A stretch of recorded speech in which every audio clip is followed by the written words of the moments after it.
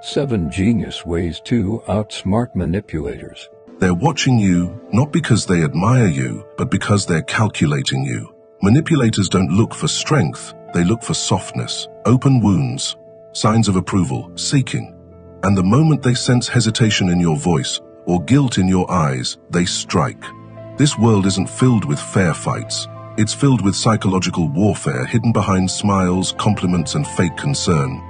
You were taught to be kind, honest, and open. But manipulators weaponize your kindness, distort your honesty, and dig through your openness like vultures through a carcass. If you keep playing the good guy in a world of predators, you'll keep getting eaten alive. Niccolo Machiavelli said, "One who wishes to act entirely up to his profession of virtue soon meets with what destroys him." In other words, if you want to survive, you must understand the game. And if you want to dominate, you must learn to play it better than anyone else. This video isn't a lecture, it's a manual for psychological warfare. A battle plan forged in cold logic, sharp instincts, and ruthless clarity. You're about to learn how to spot manipulators in seconds, how to flip their power plays back on them, and how to walk through chaos with unreadable calm. From this point forward, you don't react, you calculate. You don't justify, you observe. You don't prove anything, because power never begs. The mirror defense. Here's what manipulators hate more than anything: their own reflection. They don't want to be seen, they want to see you. They rely on the illusion that they're smarter, more composed, and always in control. The second you reflect their behavior back to them, the game shatters. The mirror defense is simple. Stop reacting emotionally and start reflecting behavior strategically. If they speak in riddles, respond with silence. If they push for answers, ask them the same question they just asked you. If they fake kindness to bait you in, match it. Coldly, calmly, but never deepen the emotional exchange. You're not giving them anything new to work with. You're making them face themselves. Why does this work? Because manipulation depends on asymmetry. They need to act, and they need you to respond.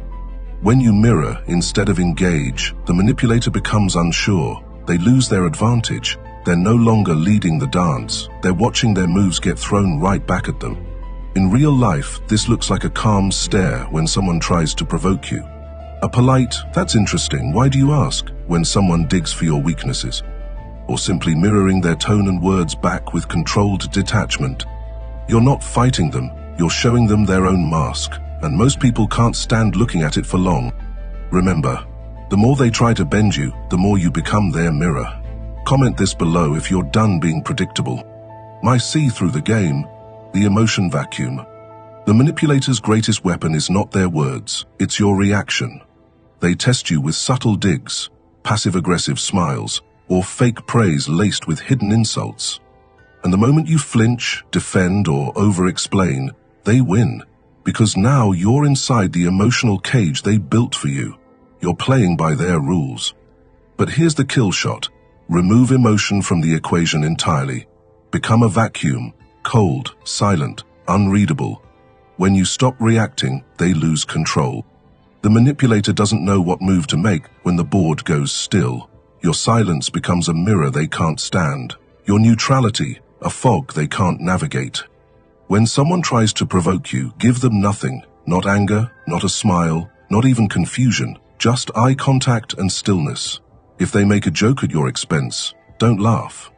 Don't correct them, let the silence expand. Let them feel the discomfort of their own game failing. This isn't about being numb, it's about being in command. Emotion is not your enemy, public emotion is. In private you feel everything, but in front of a manipulator you feel nothing. Because emotion is data, and you don't give data to the enemy. Strategic delay. Manipulators thrive on urgency. They pressure you to answer fast, decide quickly, react immediately. Why? Because speed kills thinking. And when you're moving fast, you don't see the trap until you're already in it. This is where you break their rhythm, with one of the most underrated power plays: delay. The art of not responding when they expect it. The strategy of slowing down time so they sit in their own uncertainty. Silence isn't passive, it's surgical. Strategic delay gives you space to observe their intent, their patterns, and their desperation. and that desperation will always expose them. Let's make this real. Someone sends you a message laced with pressure. Can you do this for me? Or, I need an answer right now. Most people rush to please. You wait hours, maybe even a full day. You create psychological space. The manipulator starts unraveling. They begin to second-guess their power. They might double-text. They might soften, or they might lash out, exposing their emotional instability. Either way, you win. Machiavelli understood the power of timing. He didn't believe in reacting. He believed in striking when it served his strategy, not theirs. You're not here to be available. You're here to be effective. Strategic delay reclaims your time, your frame, and your authority. And it doesn't end with texts or calls. Use this tactic in person. When someone confronts you, don't respond immediately. Pause. Breathe. Let silence speak first. That moment of hesitation becomes unsettling. They'll start to fill in the silence with their own fears, their own doubts. You're no longer on the defense, they are. You don't owe anyone instant access to your mind. Delayed response is not weakness. It's proof that you're thinking, calculating, choosing when and if to respond, on your terms. This is how kings operate. This is how power speaks without raising its voice. Reward reversal. Manipulators bait you with two tools, praise and guilt. If they can't seduce you with compliments, they'll guilt you with obligation. Both are psychological levers.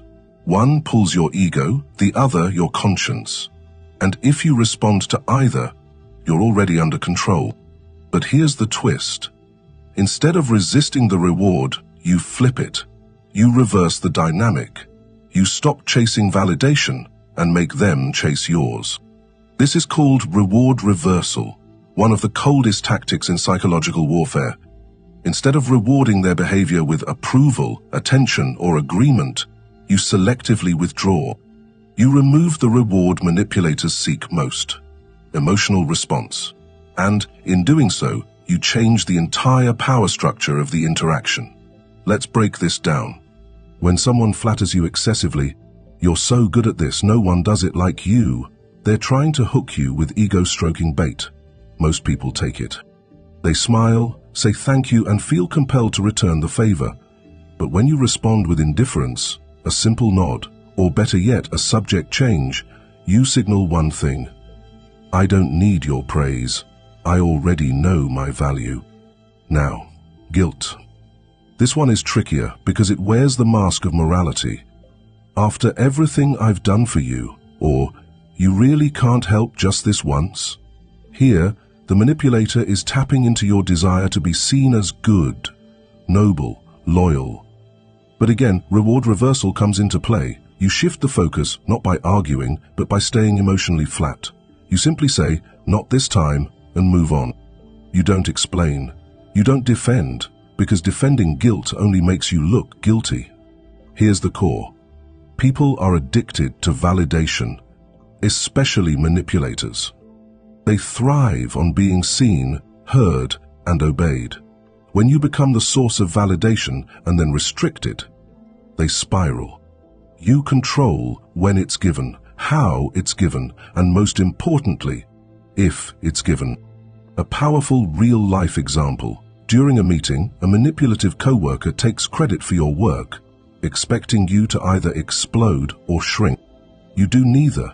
Instead, you publicly compliment someone else on the team for their contribution, ignoring the manipulator completely. You've just executed reward reversal. You've denied them the reaction, denied them the spotlight, and redirected power to a place of your choosing. That's dominance, without confrontation. Reward reversal makes you the frame setter. You're not reacting to their script, you're writing your own. You don't fight for attention, you become the source others quietly want approval from. You create the game, they just play in it. Never forget, approval is power, and the one who can give it, or take it away, owns the room. Ambiguity, armor. Clarity makes you predictable. Ambiguity makes you dangerous. Manipulators study people like maps. They watch your patterns. They listen for contradictions. They bait you with questions that seem innocent. So, what are you thinking? Why? Didn't you respond right away? What's your plan next? But here's the truth. They don't want you to know. The moment you give them clarity, you give them coordinates. And once they have coordinates, they start plotting how to use you. That's why the most powerful weapon in psychological defense isn't aggression, it's ambiguity. Controlled vagueness, intentional silence, the refusal to explain. Because when they can't figure out where you stand, they can't form a plan to push you off balance. You don't owe people access to your inner world, not your goals, not your insecurities, not your next move. Manipulators thrive on the illusion of closeness. They pretend to connect, not because they care, but because they want information. They want an opening. But when you become unreadable, they become ineffective. You're no longer a chessboard, you're fog. You're not an opponent they can calculate, you're a question they can't answer. Ambiguity armor begins with language. Stop giving absolute answers. Stop over-explaining. Speak in measured tones with intentional gaps. When asked, "What do you want out of this?" say, "I'm still deciding." When asked, "Where do you stand on this issue?" respond with, "It depends on how things evolve." When someone demands to know what's wrong, don't rant. Say, "I'm processing." Short, vague, calm. They'll press harder, that's normal. But your silence will make them louder. And the louder they get, the more exposed they become. Another layer of ambiguity is physical presence. Watch your body language. Don't oversmile. Don't nod excessively.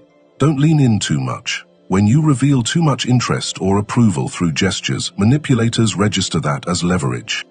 Instead, give them stillness, give them pauses, let them wonder if they impressed you, annoyed you, or confused you. You are the enigma now, not the victim. And here's the Machiavellian twist. Ambiguity isn't weakness, it's strategy.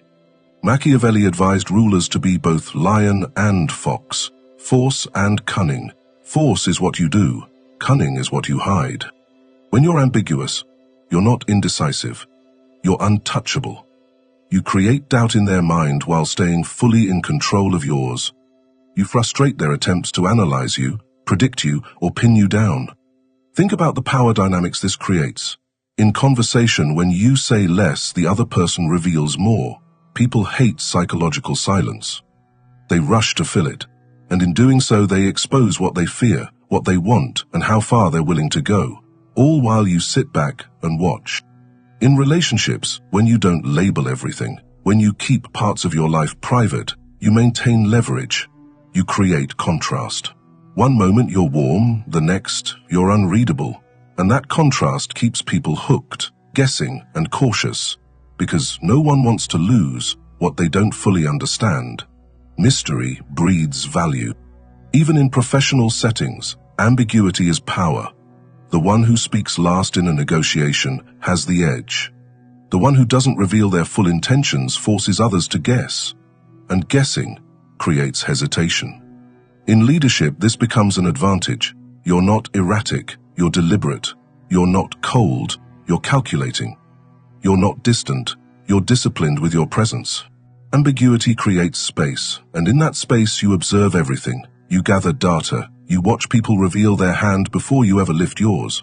You become a psychological shadow, always present, never obvious. So the next time someone demands clarity, pause. The next time you feel the urge to explain, resist it. The more they want to understand you, the more you hold back, not out of fear, but out of control. Because in a world full of loud performers and fake transparency, nothing is more powerful than a person no one can figure out. The exit threat. A manipulator's power dies the second they believe you can walk away and actually mean it. You see, most people stay in the game too long. They argue, they plead, they try to make sense of someone's bad behavior, hoping to fix the relationship, the deal, the situation. But manipulators thrive on that emotional attachment. They bet on your fear of losing the connection. They test how far they can push before you finally break. But when you stop clinging, when you stop proving, when you stop explaining yourself, you become a psychological threat. That's where the exit threat comes in. It's not loud, it's not dramatic, it's not an announcement. It's a quiet, confident possibility that you project with your presence. I'm not tied to this. I don't need this. I'm here because I choose to be, and I can leave just as easily. That idea alone dismantles most manipulators. Because they don't operate from true power, they operate from control through dependence. They trap you emotionally, financially, socially, so the thought of losing them feels like death. But the second you become detached, they panic. Detachment is terrifying to people who manipulate. Why? Because it makes you unreadable. You're no longer reacting to their pressure. You're not chasing their validation. You're not clinging to the relationship or the outcome. You're just there, calm, centered, and willing to disappear at any moment without warning. That is unbreakable leverage. Let's bring it down to the real world. In a toxic relationship, the manipulator guilt trips you every time you try to assert yourself. You say no, and they say, so you don't care about me.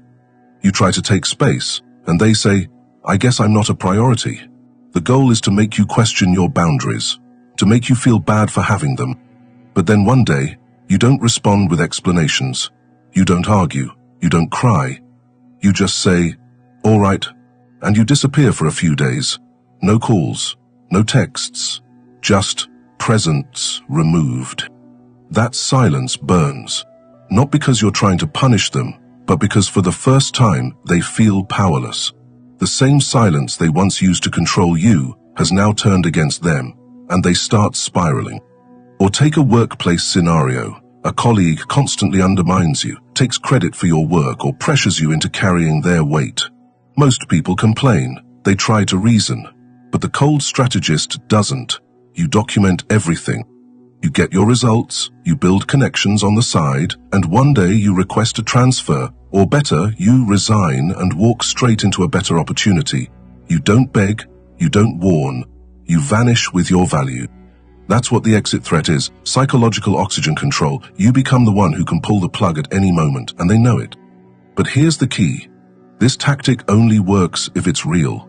You must truly believe that you don't need anyone's approval, that your life is not defined by the opinions or behaviors of others. The threat of leaving only has weight if you're actually willing to walk. So how do you project this without saying a word? First, through time control. Don't always be available. Don't always respond instantly. Don't always explain where you've been. Let your absence be part of your presence. Let them wonder.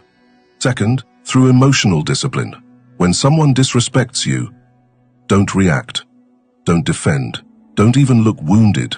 Look calm. Look finished. Show them their behavior has no emotional pull on you anymore. Third, through financial and mental independence. If someone controls your paycheck or your living situation, they'll always think they own your behavior. Build your options in silence. Build your escape routes in private. And then, when the moment comes, disappear with dignity. Machiavelli said, it is much safer to be feared than loved, when one of the two must be lacking. What most people miss is this. You don't need to scream to be feared. Sometimes the most terrifying person in the room is the one who smiles and quietly walks away, with everything they built and everything you once took for granted. This tactic isn't about ghosting. It's not about being cold for no reason. It's about making sure every connection in your life is chosen, not chained. The exit threat creates space for truth. It reveals who respects your boundaries and who only stayed because they thought you'd never leave. Some people only love you as long as they think you're theirs. Remove that assumption and watch their true self show. This tactic won't just protect you from manipulators, it will reshape every relationship you have. People respect what they believe they can lose, and when you operate with quiet detachment, every manipulative game collapses in on itself.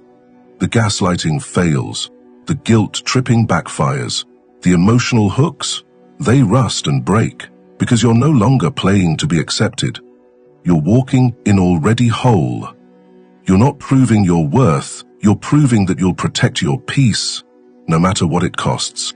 Master-level strategy. When to play dumb. Sometimes the most dangerous person in the room is the one who pretends not to see. Manipulators expect resistance. They thrive on your reactions. So when you give them nothing, no defense, no explanation, no emotion, you dismantle them silently. This is the art of playing dumb. You see the game, you recognize the trap, but you act like you don't. That alone breaks their rhythm. They insult you with a passive jab. You smile faintly, move on. They test you with a question meant to corner you. You shrug it off with disinterest. Meanwhile, you're observing everything, calculating, documenting, waiting. The power in this tactic is patience. You don't strike when they expect it. You wait until it matters. You let them think they're winning, that they've fooled you, and when they're most comfortable, you expose everything, calmly, without effort.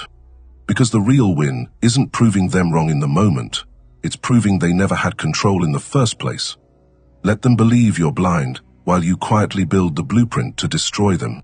You're no longer playable. You're not who you were at the beginning of this video. You've crossed into a mindset few ever reach, the mindset of the unreadable. You no longer explain your silence. You don't justify your distance.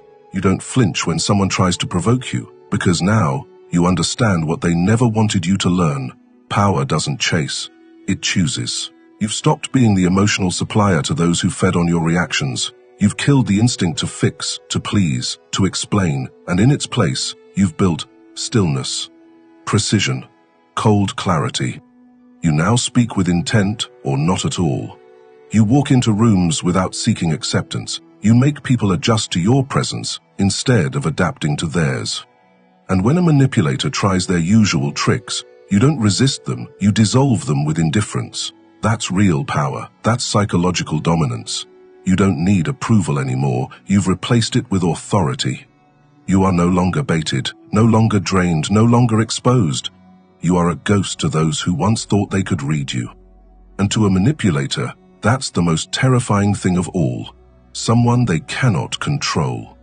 If you've become untouchable, comment below. I am unreadable, I am untouchable. This is Side Signal. Like, subscribe, turn on notifications. Your war begins now. And this time, you're the one pulling strings.